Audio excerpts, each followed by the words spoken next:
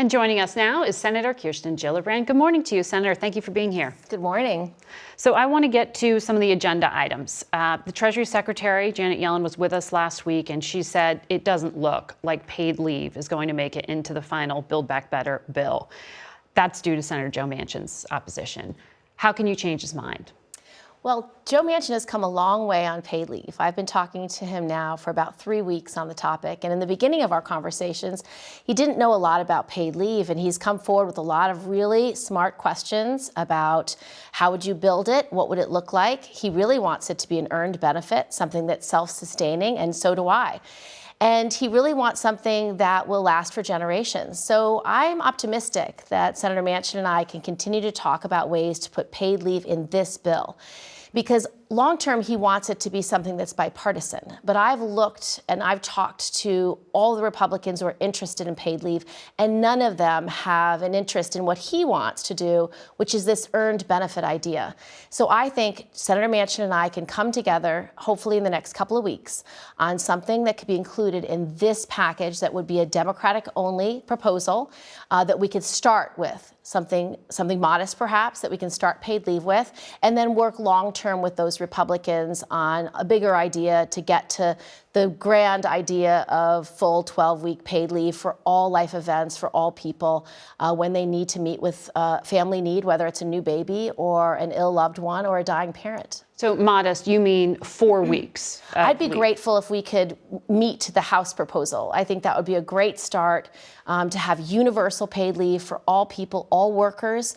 And we know paid leave helps people get back to work. We know if it's parental leave, parents, mothers are 40% more likely to get back to work if they have paid leave, which goes to Senator Manchin's concern that he wants to strengthen our social safety nets. He wants to strengthen Social Security. That's what paid leave does. It gets people back to work. It allows people to stay in the workforce even when there's a family emergency. If you don't have paid leave and there's a family emergency, sometimes your only recourse is quitting. If you have to quit your job, getting rehired is very difficult. So if your main concern is strengthening social safety nets like Social Security, paid leave is one of the solutions. And so I'm hopeful that if I can use the next 3 weeks to really impress upon Senator Manchin that some things can only be done with Democrats only, that now is the only time to do that, perhaps in the next decade. So the proposal as it stands now, it would cost $200 billion over 10 years. Senator Manchin has also said he's worried about Social Security and its sustaining. When you say earned benefit, how would you actually make this happen? So I want to work with Senator Manchin on some ideas he has. He likes employer-employee contribution systems. A lot of states around the country already have that through unemployment insurance, through disability insurance. There's ways we might be able to create this program. Like the state of New York. Correct. And what Senator Manchin is doing right now is he's approving every aspect of the Build Back Better proposal about how to pay for it. So he's in the driver's seat on how to pay for these proposals.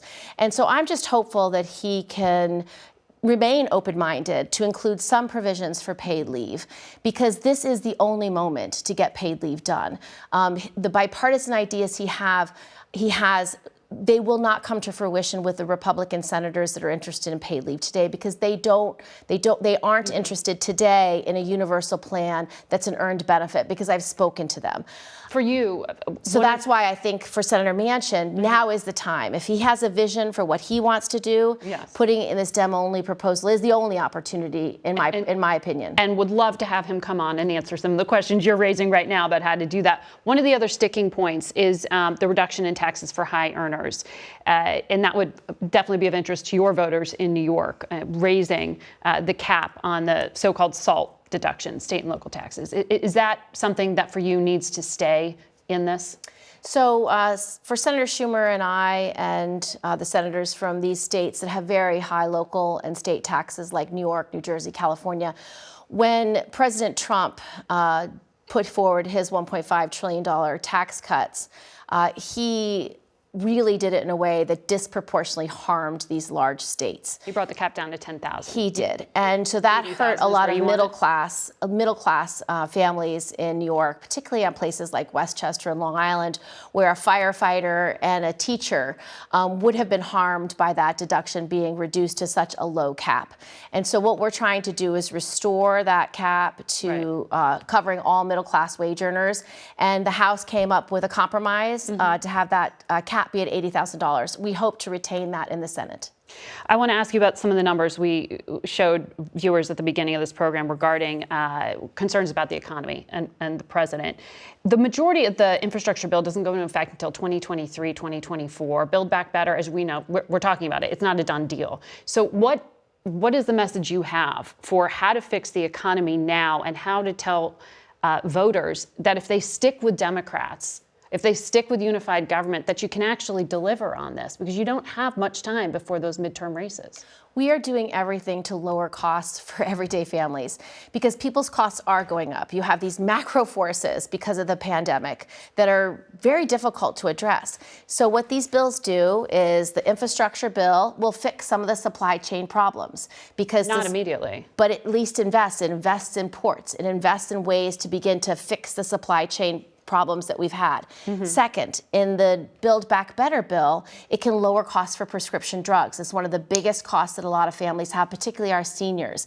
It can lower costs for childcare. You know how expensive childcare is. Affordable daycare, universal pre-K. That's going to take 0 through 5 and make it more affordable for families. It's for many families. Do you really think Democrats have been able to explain this to voters yet? Because well, we are. We're still talking about a bill that we don't know what's in or out of it. So the push and pull of what's in the bill, what's not in the bill, that's going to be resolved in the next few weeks.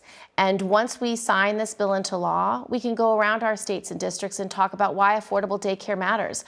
I know that if families have to put 20, 30, 40% of their income just into childcare, what that's done for families is sometimes they don't have a second child or don't have a third child. Sometimes they have to quit their job because it's more cost effective to stay home. That means that parent can't be a wage earner. It means less money is going into the economy. It means they can't grow in their careers and earn more money. It stifles economic growth. It's very bad. So affordable daycare is one of the basic investments in infrastructure that we need so more people are working. That's how we lower costs for people in things like housing, in childcare, and in prescription drugs. That takes time. Before I let you go, though, I want to make sure I ask you about military sexual assault. Yes. You've been confident that you could get this passed. Are you confident this stays in this must-pass defense bill? So we have a military justice reform that takes all serious crimes out of the chain of command and gives the decision about whether to prosecute these crimes to trained military prosecutors who are unbiased and will give justice to survivors of sexual assault and other serious crimes. Right now, that's in the Senate bill. The only way this does not become law is if 4 men behind closed doors take it out in conference.